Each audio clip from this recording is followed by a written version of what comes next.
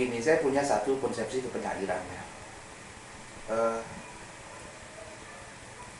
Apa perbedaan posisi penyair di negara Indonesia dengan penyair di negeri katakanlah di Paris? Apakah sama fungsinya itu? Tentu fungsi elementer adalah, fungsi yang substansial adalah mereka berpuisi, bergerak di wilayah estetik. Tentu saja itu iya. Tetapi namanya penyair bagaimanapun tidak akan terpisah dari situasi sosial politik di mana dia berada. Nah, dari sini saya kemudian menempatkan diri bahwa penyair di negeri seperti Indonesia adalah dia tidak cukup hanya menulis puisi. Karena apa? Banyak sekali problem-problem masyarakat yang tidak tertangani oleh negara. Nah, ini berbeda di negara-negara yang sudah maju ya, yang sistem relatif lebih berjalan. Nah, inilah jawaban kenapa banyak seniman itu muncul di zaman-zaman yang krisis. Karena di sanalah sebenarnya medan di mana kepenyairan itu justru sangat diperlukan gitu. Penyair itu kan suka ya dengan bukan suka, sensitif lah dengan tragedi gitu kan. Saya kira jarang penyair yang menulis tentang kegembiraan, karena kegembiraan tidak perlu dimasalahkan gitu. Yang menjadi masalah adalah bencana, tragedi. Nah, saya melihat di Indonesia itu sebagai sebuah negeri sangat tragis.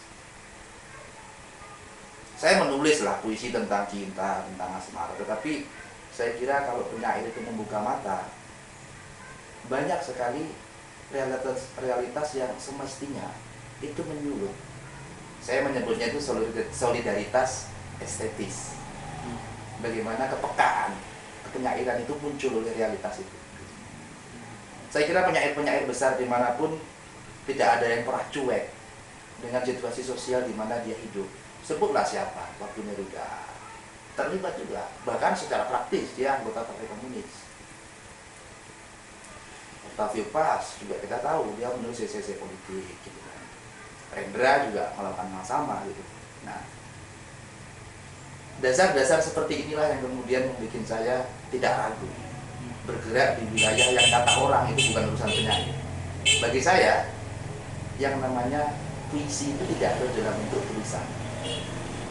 Puisi itu bisa dalam bentuk bagaimana mengekspresikan sesuatu, menyikapi sesuatu yang dari situ itu bisa menggerakkan kesadaran. Nah, menurut saya tugas penyair adalah menggerakkan kesadaran sebanyak-banyaknya, bahkan kesadaran yang selama ini tidak disadari oleh banyak orang.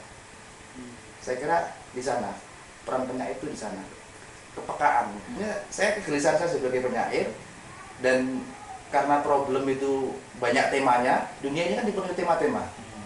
Tidak bisa dunia ini dirangkum hanya dalam satu tema gitu. Tergantung problemnya, temanya apa yang sekarang ini. Saya tidak mungkin tiba-tiba situasi seperti sekarang ini saya pakai tema katakanlah saya tulis tentang bawang gitu kan. Padahal situasi politik namanya kan. Gini ya, saya punya satu pemahaman tentang bahasa. Bagi saya bahasa itu kan kesepakatan sebenarnya. Intinya bahasa adalah kesepakatan sehingga kita punya kode bersama untuk berkomunikasi. Nah, dan bahasa itu tentu saja terus mengalami perkembangan. Nah, perkembangan bahasa bagi saya adalah perkembangan masyarakat itu sendiri, baik itu buruk atau jelek. Nah, makanya saya terus mengupdate bahasa, karena bagi saya kemunculan bahasa baru itu adalah adanya perubahan baru di dalam masyarakat, karena bahasa itu diciptakan oleh masyarakat. Gitu. Kalau kita baca kamus itu banyak sekali kata-kata yang sudah mati. Kamus itu sebenarnya selain menjadi rujukan kata-kata yang masih hidup, kamus itu sebenarnya juga kuburan kata-kata. Banyak sekali kata-kata di sana sudah tidak terpakai. Ungkapan-ungkapan banyak sekali yang ketika kita baca, ada ya kata ini. Ini dulu mungkin sudah ada di masa lalu, tapi sekarang sudah nggak populer sehingga dia mati. sebenarnya saya tidak terlalu peduli kalau di dalam menulis puisi ya. Dalam pengertian tidak peduli itu saya tidak pernah mengkategorikan ini kata-kata yang populer atau tidak. Itu saya tidak mempedulikan itu, dan kecenderungan saya adalah bagaimana justru kita meng-create yang baru, bukan mencari-cari kata-kata di kamus gitu.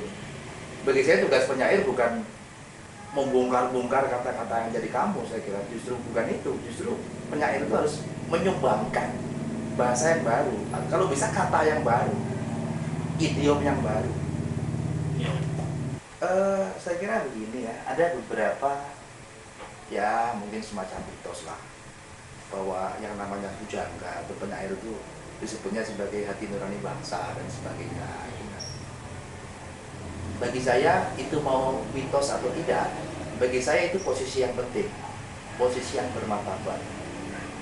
Dan untuk untuk bisa mengaktualkan tadi itu konsep-konsep seperti mancing in sajroning kahanan, itu memang harus ada disiplinnya saja. Jangan hanya jadi jargon gitu. Saya kira kalau penyair mencari bahasa dari kamus itu bukan penyair, saya kira. Penyair itu justru harus, kalau bisa kalau bisa itu justru menemukan bahasa baru gitu, idiom-idiom yang baru. Di sini saya kira pentingnya Khairil itu. Khairil itu bagaimana membawa bahasa jalanan, bahasa pasar itu ke dalam bahasa puisi. Sebelum Khairil saya kira bahasa puisi berbeda sekali kan. Bahasa-bahasa yang menurut saya tidak pasaran ya. Amir Hamzah lah memandang. Khairil itu adalah orang yang pertama, saya kira setahu saya, orang yang membawa kata aku di dalam puisi. Setan bertempi, gitu kan. Dia membawa bahasa-bahasa pasar ke dalam wilayah perpuisian. Bagi saya ini sebuah wilayah kreatif sekali. Dan kenapa Khairil pengaruhnya begitu luas? Jawabannya adalah karena bahasa yang dia pakai itu memang bahasa publik gitu. Pengaruh Khairil saya kira sampai sekarang ya. Kalau mau ngomong puisi di Indonesia, saya kira ya Khairil Anwar. Kalau gagasan itu menyangkut kepemilikan publik banyak, dan gagasan ini melahirkan pro dan kontra, inilah saya kira polemik perlu dilakukan supaya jelas posisinya. Contoh namanya antara Cil dan Vi, mereka jelas berbeda. Tetapi sebenarnya di antara mereka tidak terjadi polemik.